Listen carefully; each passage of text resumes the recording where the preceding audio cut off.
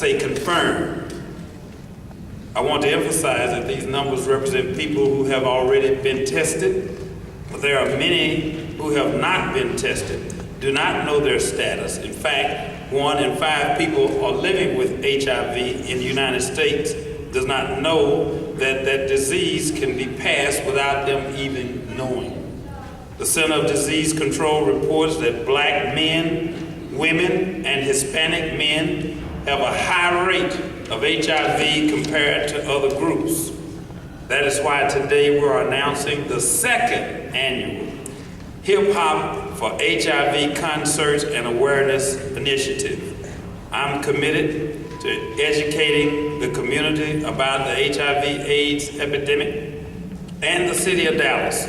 Community leaders with us here today, my council members and colleagues, Councilwoman Carolyn Davis, Councilman Tanell Atkins, Councilman Jerry Allen, Councilwoman Pauline Madrano, Councilman Sheffy Kadane, Councilwoman Vancia Hill, and of course our illustrious leader, our Mayor Tom Levitt. We are here and we stand before you committed. Our mayor is also committed in getting the word out to our community, and we're pleased to have him here with us today. At this time, please welcome to this podium the mayor of this city, the great city of Dallas, Texas, Tom Levitt.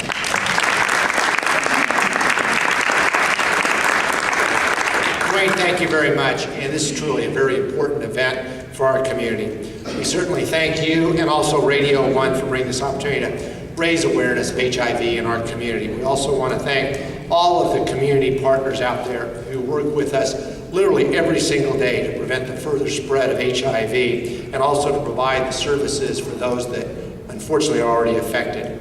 As Dwayne said, there's more than 13,000 people in our community, in our county, that are living with HIV/AIDS.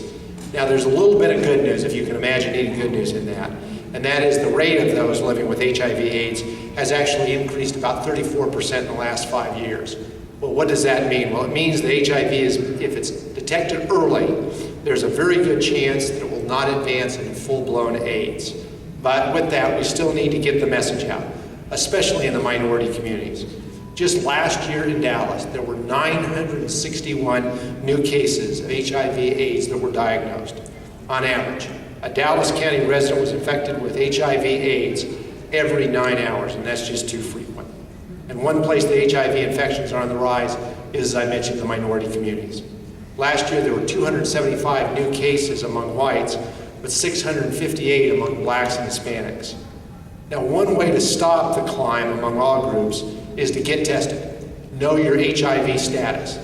Statistics show that infected men and women are unfortunately waiting far too long before they're being tested. And in that time, what happens is the virus is able to take hold.